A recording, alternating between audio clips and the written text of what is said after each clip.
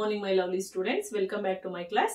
Today we are going to discuss about the reported speech. Reported speech, part 1 we already learnt. So now part 2. Part 2 handaga. So first part ಏನು ಬಂದಿದೆ ಅದರಲ್ಲಿ ನಾನು I explained about all tenses.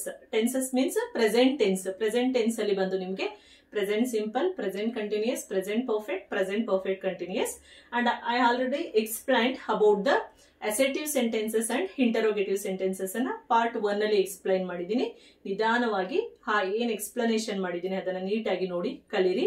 So then we have to move for next part. Next part means ನಾನು ಇನ್ನೊಂದು imperative sentences ಮತ್ತೆ exclamatory sentences ಅನ್ನ reported speech ಅಲ್ಲಿ ಹೇಗೆ ಅಪ್ಲೈ ಮಾಡೋದು ಅಂತ ನೆಕ್ಸ್ಟ್ ವಿಡಿಯೋದಲ್ಲಿ ನೋಡ್ತಿದೀವಿ. ಯಾಕಂದ್ರೆ it is a very brief subject, ತುಂಬಾ ಲೆಂತಿ ಸಬ್ಜೆಕ್ಟ್ ಆಗಿರೋದ್ರಿಂದ it is not easy to ಒಂದು ವಿಡಿಯೋದಲ್ಲಿ ಇದನ್ನ ಪೂರ್ತಿಯಾಗಿ ಕವರ್ ಮಾಡ್ಲಿಕ್ಕೆ ಸಾಧ್ಯ ಆಗಿಲ್ಲ.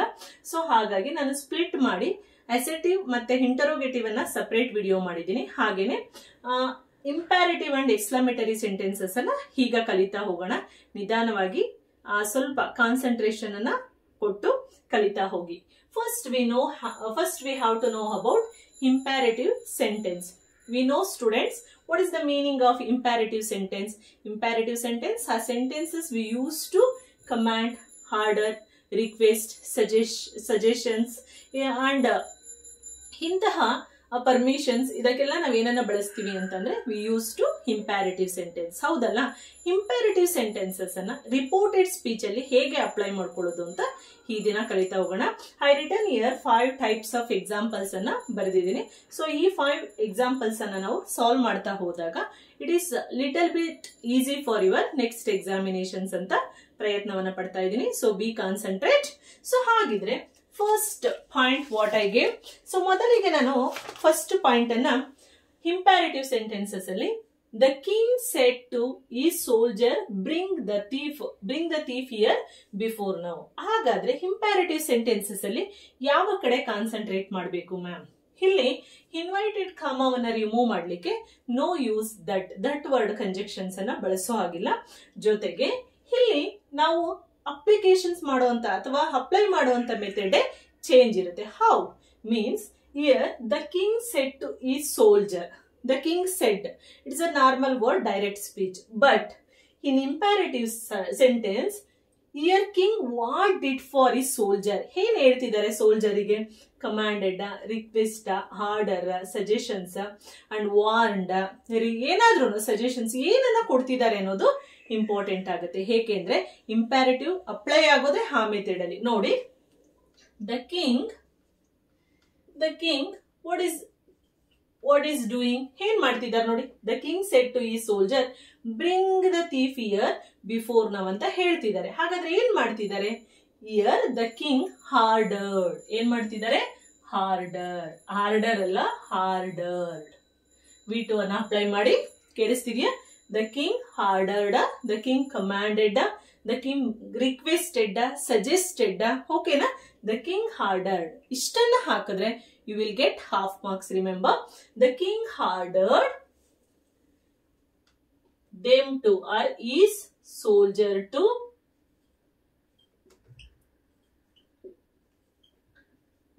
see ya. The king ordered is soldier to bring the thief.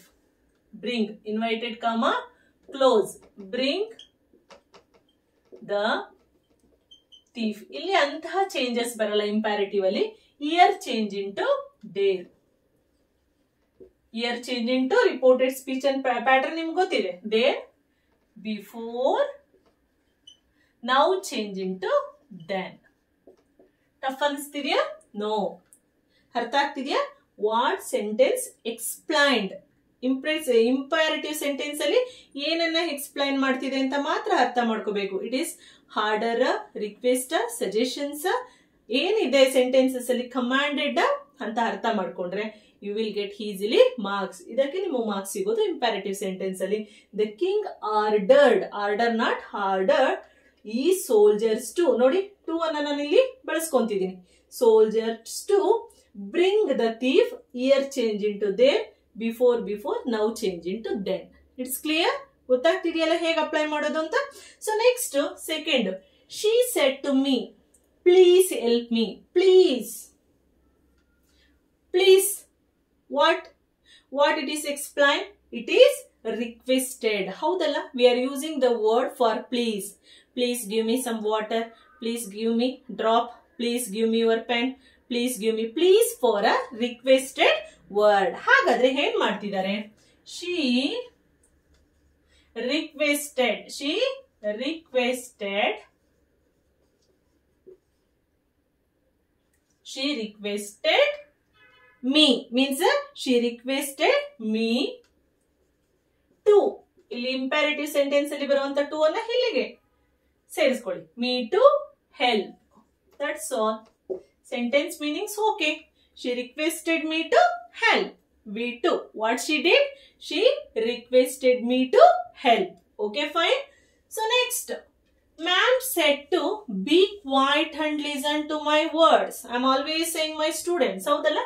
Ma'am said to be quiet and listen to my words, because when you are silent, that time you will catch my words easily. ಹೌದಲ್ಲ? ಈ ತರ ಹೇಳ್ತೀವಲ್ವಾ? ಹಾಗಿದ್ರೆ ma'am ಏನ್ ಮಾಡ್ತಿದ್ದಾರೆ? Commanded, request, ordered, suggested ಆಗುತ್ತೆ, ಎಲ್ಲ ಆಗುತ್ತೆ. Warn ಕೂಡ ಆಗುತ್ತೆ. Sometimes if childrens are making a lot of noise, that times we ordered, sometimes we are suggested, sometimes we are commanded. Request ಅಂತೂ ಮಾಡಲ್ಲ, ಎಕ್ಸೆಪ್ಟ್ ಅದನ್ನ ಬಿಟ್ಟು ಎಲ್ಲವನ್ನ ಕೂಡ ಮಾಡ್ತೀವಿ. ನಾನು ಇಲ್ಲಿ ಏನ್ ಮಾಡ್ತಿದ್ದೀನಿ? ಮ್ಯಾಮ್ ಸೆಟ್ ಟು ಏನ್ ಮಾಡ್ತಾರೆ? ಸಜೆಸ್ಟೆಡ್. ಹೌದಲ್ಲ? Because it is examination season ಆಗಿರೋದ್ರಿಂದ. So ma'am suggested. Ma'am suggested them to. ಹೌದಲ್ಲ? So ma'am suggested them to ನಮಗಾಗಿರೋದ್ರಿಂದ. Be quiet. We all know. Ma'am suggested them to, same as it is very, be quiet and listen to my words. Change into to, listen to her. My change into her words. Pronounce concentration neatagi ಮಾಡಬೇಕು. ಕೇಳಿಸ್ತಿದ್ಯಾ? Ma'am suggested them to be quiet and listen her words. Listen to her words. Okay, fine. Clear ಆಗ್ತಿದೆಯಲ್ಲ? ಅರ್ಥ ಆಗ್ತಿದೆಯಲ್ಲ? So I use suggested. It's okay. Commanded ಕೂಡ ಆಗುತ್ತೆ sometimes. And harder ಕೂಡ ಆಗುತ್ತೆ. Warned ಕೂಡ ಆಗುತ್ತೆ. No problem. Next, call the first witness, said the judge. ಏನ್ ಮಾಡ್ತಿದ್ದಾರೆ ಹಾಗೆ? ಇಲ್ಲಿ the judge ಏನ್ ಮಾಡ್ತಿದ್ದಾರೆ ನೋಡಿ? The judge commanded. First word commanded ಮಾಡ್ತಿದ್ದಾರೆ. The judge commanded. The judge commanded them to. Commanded them to. ಅವರಿಗೆ. Commanded them to call the first witness.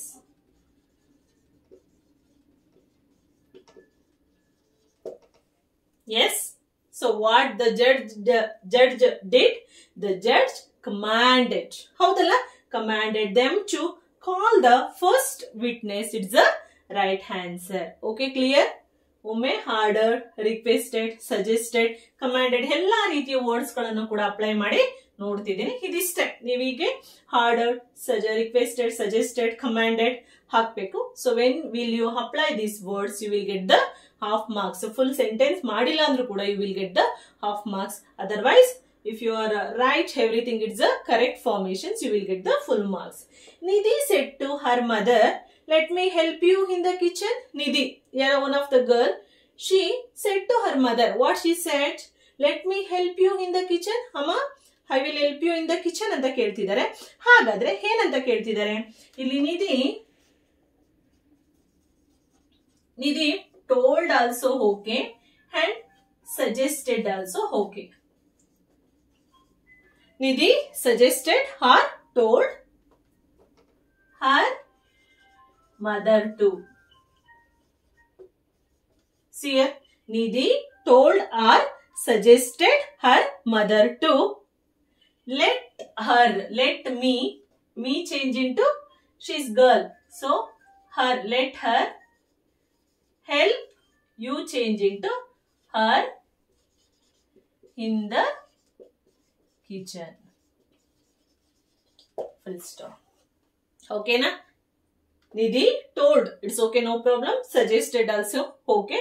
Suggested her mother to let her help her in the kitchen. Okay, fine. I think it is an imperative sentence. Imperative sentence andakshanake we have to think about the sentences which is we use to command, request, order, suggestions and warning. Okay na? So here I gave 4 examples, 5 examples. Ide ರೀತಿ ನೀವು ಕೂಡ ಒಂದು 4 to 5 examples ಅನ್ನ ಈಸಿಯಾಗಿ apply ಮಾಡಿ ನೋಡಿ. Question papers ಅನ್ನ solve out ಮಾಡ್ತಾ ಹೋಗಿ. You will get marks in this. Okay, fine.